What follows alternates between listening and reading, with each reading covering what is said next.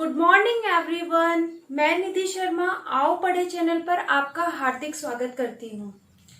Friends, हमने start कर रखे हैं पौधे के विभिन्न भाग, जिसमें कि पुष्प हम लोग प्रीवियस वीडियो में पढ़ चुके हैं। अगर किसी ने वो वीडियो नहीं देखी है तो प्लीज डिस्क्रिप्शन बॉक्स में जाके चेक कीजिए, या फिर मेरे प्लेलिस्ट पे जाकर के भी आपको वहां पर पूरी सीरीज मिल सकती है। लेकिन उससे पहले आपको करना होगा रेड बटन पे क्लिक, यानी सब्सक्राइब बटन पे क्लिक, और उसके बाद में आपको बेल आइकन पे हिट करना पड़ेगा। तो देखिए स्टूडेंट्स, आज हम पढ़ने जा रहे हैं पौधे के विभिन्न भाग में पॉलिनेशन यानी कि परागण। तो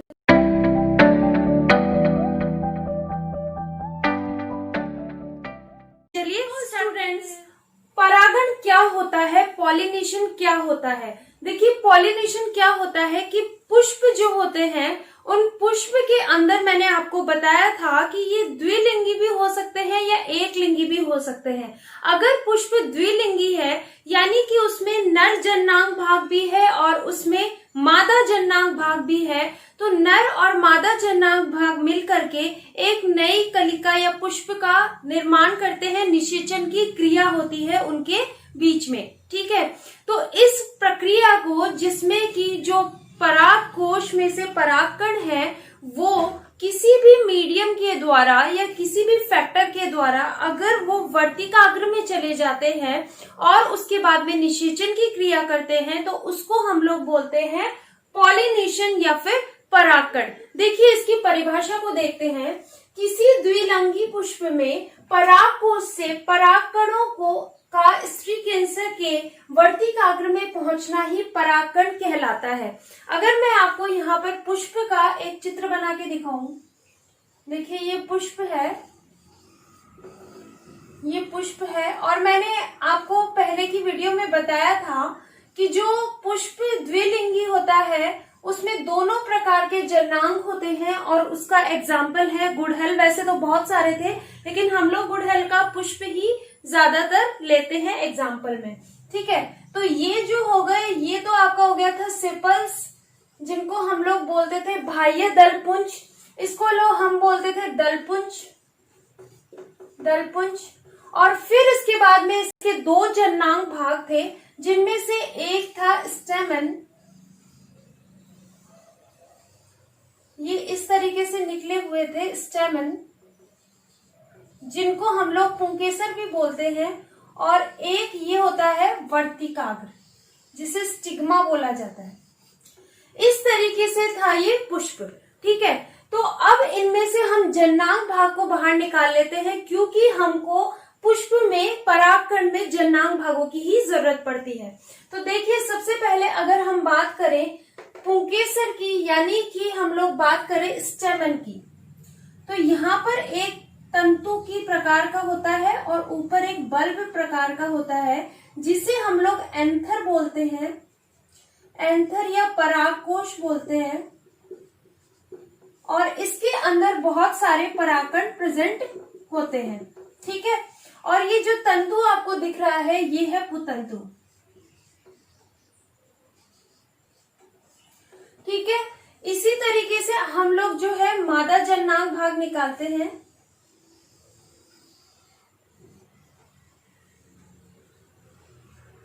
ये है मादा जननांग भाग, यहाँ पर ये अंडाणु प्रेजेंट है। इसको हम लोग स्टिग्मा बोलते हैं, या फिर वर्तिकाग्र बोला जाता है, वर्तिकाग्र। और ये होती है वर्तिका। तो देखिए स्टूडेंट्स, ध्यान से सुनिएगा कि आखिर में परागकण क्रिया होती क्या है। जो ये यहाँ पर परागकण प्रेजेंट है, वो परागकण क्या करते हैं, यहाँ पर ये परागकोश फट जाता है, और परागकोश फटने के कारण यहाँ पर जो परागकण होते हैं वो एक ही पुष्प में प्रेजेंट होते हैं, यानी एक ही पुष्प में तो आपका पुंकेसर होता है और एक ही में वर्तिकाग्र होती है, या फिर हम कह सकते हैं गायनोशियम होता है, ठीक है। इसको पिस्टल भी बोला जाता है, कार्पेल भी बोला जाता है, जायांग भाग भी बोला जाता है, और स्त्री केसर भी बोला जाता है, ठीक है। तो ये एंथर जो है यहाँ प्रेजेंट है, यानी परागकण जो है वो उड़ करके कहाँ चले जाते हैं, इस प्रकार उड़ करके यहाँ स्टिग्मा पे चिपक जाते हैं, यानी कि वर्तिकाग्र पर चिपक जाते हैं। इसी क्रिया को हम लोग परागकण कहते हैं या पॉलिनेशन कहते हैं। अब जिस मीडियम के द्वारा या किसी फैक्टर के द्वारा ये इस परागकोश से वर्तिकाग्र की तरफ जाते हैं, वो मीडियम बहुत सारे हो सकते हैं। अगर वो मीडियम नहीं है, केवल हवा के द्वारा जा रहे हैं, तो यानी समझ लेना कि वहां पर द्विलिंगी पुष्प है। और अगर किसी मीडियम के द्वारा जा रहे हैं, किसी फैक्टर के द्वारा जा रहे हैं, तो इसका मतलब वो पुष्प एक लिंगी है। ठीक है, तो इस तरीके से परागकोश में से परागकण का हवा के द्वारा या किसी भी मीडियम के द्वारा जो जायांग भाग होता है उसके वर्तिकाग्र भाग में चिपक जाना ही क्या कहलाता है, परागण कहलाता है। ठीक है, ये चीज तो आप समझ ही गए होंगे। अब जब जितने भी परागकण जो है स्टिग्मा पे चिपक जाते हैं या वर्तिकाग्र पर चिपक जाते हैं, तो यहाँ पर एक पोलन ट्यूब या फिर हम कह सकते हैं कि वर्तिका जो है वो उपस्थित होती है या डेवलप्ड हो जाती है। उसके बाद में ये यहाँ नीचे जाकर के अंडाणु में बना लेता है ओवम, और ओवम और ये दोनों जो पोलन ग्रेन्स हैं या फिर हम कह सकते हैं परागकण जो है आपस में मिलकर निषेचन की क्रिया करते हैं। इसी तरीके से निषेचन होता है। अब परागकण जो होते हैं वो दो प्रकार के होते हैं, चलिए देखते हैं। तो फ्रेंड्स, परागण की परिभाषा के बाद आपका आता है परागण के प्रकार। तो परागण के दो प्रकार होते हैं, जिनमें से पहला होता है स्वपरागण, जिसको हम लोग सेल्फ पॉलिनेशन भी बोलते हैं। सेल्फ पॉलिनेशन भी बोलते हैं। और दूसरा है आपका पर परागण, यानी कि हम इसको क्रॉस पॉलिनेशन भी बोलते हैं। देखिए, स्व परागण यानी कि अपने नाम से ही पता चल रहा है कि स्व यानी खुद से, ठीक है, खुद से परागण हो रहा है, तो उसको सेल्फ पॉलिनेशन बोला जाता है। इसका मतलब होता है कि इसमें जो है एक ही पुष्प पर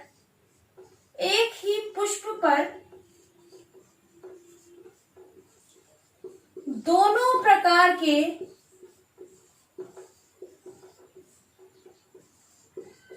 जननांग पाए जाते हैं। कह सकते हैं हम लोग कि एक ही प्रकार का पुष्प होता है जिसपे दोनों प्रकार के जननांग, यानी कि नर जननांग व मादा जननांग, या फिर कह सकते हैं पुकेसर या फिर आपका गायनोशियम या जायांग भाग, दोनों जो है वो एक ही पुष्प पे पाए जाते हैं और इनको किसी मीडियम की आवश्यकता नहीं होती है। मीडियम की आवश्यकता नहीं होती है।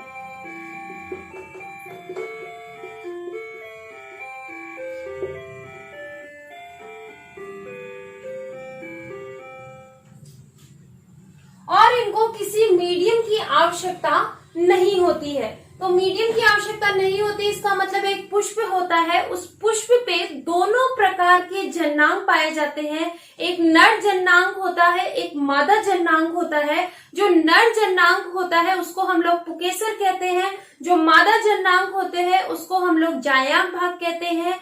जो नर जननांग पुकेसर होता है उसके ऊपरी सिरा में परागकोश उपस्थित होते हैं, उस परागकोश में परागकण होते हैं। ये परागकण जब मादा जननांग के जायांग भाग के वर्तिकाग्र में जाकर चिपक जाते हैं तो उसको हम लोग पॉलिनेशन कहते हैं। और अगर ये एक ही पुष्प के अंदर हो रहे हो तो उसको हम लोग बोलते हैं स्वपरागण या फिर सेल्फ पॉलिनेशन। अब सेल्फ पॉलिनेशन होने के लिए कुछ शर्तें होती हैं, अगर वो चीजें होंगी तो ही स्वपरागण होगा। जैसे कि सबसे पहले जो पुष्प है, पुष्प द्विलिंगी होना चाहिए, द्विलिंगी होना चाहिए। ठीक है। दूसरा नेक्स्ट जो है वो ये है कि नर भाग और मादा जननांग भाग जो होते हैं वो एक साथ परिपक्व होने चाहिए, यानी नर व मादा भाग, जननांग भाग एक साथ परिपक्व होना चाहिए। समझ गए कि इसका मतलब ये है कि नर व मादा भाग जो है अगर एक साथ परिपक्व नहीं होगा, तो अगर एक के पोलन ग्रेन्स या फिर परागकण उड़ के वर्तिकाग्र में भी चले जाएंगे और वो विकसित नहीं होगी तो पुष्प का निषेचन नहीं होगा। इस कारण दोनों ही भाग जो है वो एक साथ परिपक्व होने चाहिए। जो स्वपरागण करते हैं, जो पुष्प स्वपरागण करते हैं, वो ज्यादा आकर्षण नहीं दर्शाते हैं, ज्यादा आकर्षित नहीं होते हैं।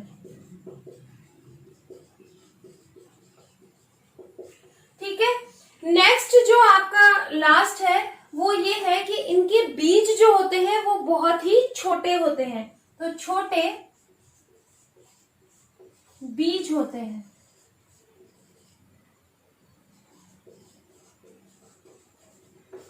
ये कुछ विशेषताएं थी स्वपरागण की, सेल्फ पॉलिनेशन की। इसके बाद हम चलते हैं पर परागण या फिर हम लोग कह सकते हैं क्रॉस पॉलिनेशन।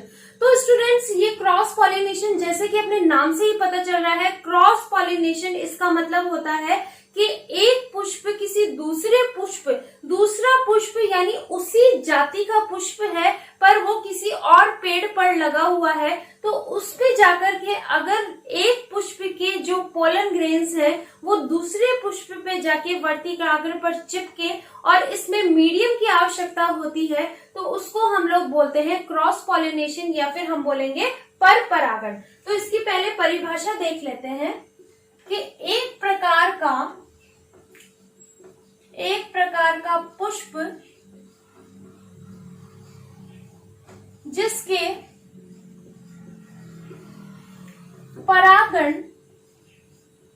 परागकण उसी जाति के दूसरे पुष्प के वर्तिकाग्र पर जाकर चिपके उसे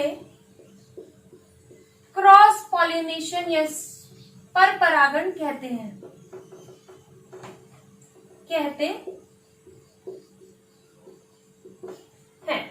तो इसका मतलब समझे आप कि जैसे मानिए कि कोई खेत है या फिर आपने कोई बगीचा लगा रखा है, तो उसमें आपने गुड़हल का, या फिर हम लोग इसमें गुड़हल का एग्जांपल नहीं ले सकते हैं क्योंकि ये पर परागण है, तो इसमें एग्जांपल हो जाएगा जैसे कि मक्का है, पपीता है।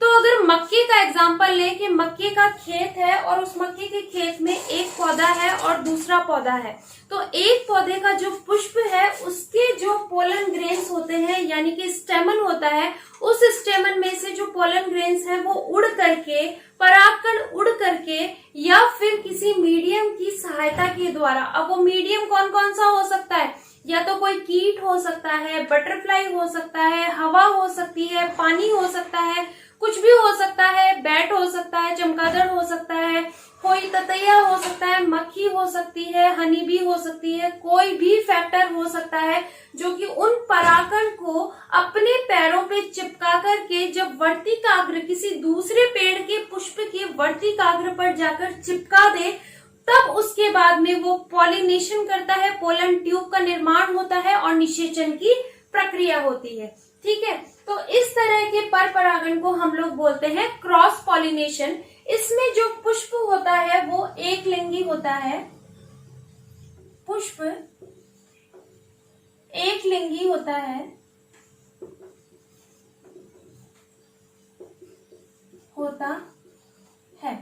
अब देखिए एक लिंगी पुष्प है और पुष्प को हम लोगों को या फिर इन पुष्पों को अपने परागकण वर्तिकाग्र तक पहुंचाने के लिए किसी मीडियम की आवश्यकता होती है, तो उस मीडियम को आकर्षण करने के लिए इसके पुष्प जो होते हैं वो बहुत ही ज्यादा आकर्षित या फिर बड़े होते हैं।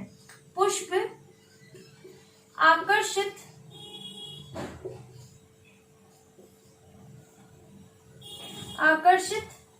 या सुगंधित होते हैं। ठीक है, तो और इनके बीज जो होते हैं, बीज, यहां मैंने बीज लिखा, शायद कहाँ लिखा, ये बीज नहीं बीज है, आप लोग बताते भी नहीं है। यहाँ पर ये छोटे बीज होते हैं और यहाँ पर ये बीज जो है बड़े होते हैं।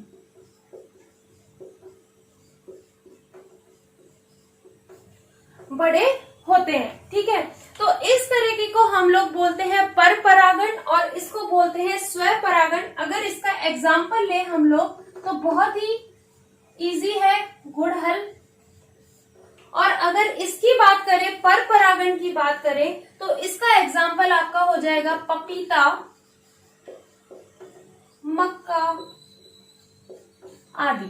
ठीक है, तो ऐसे होता है क्रॉस पॉलिनेशन और ऐसे होता है स्व परागण।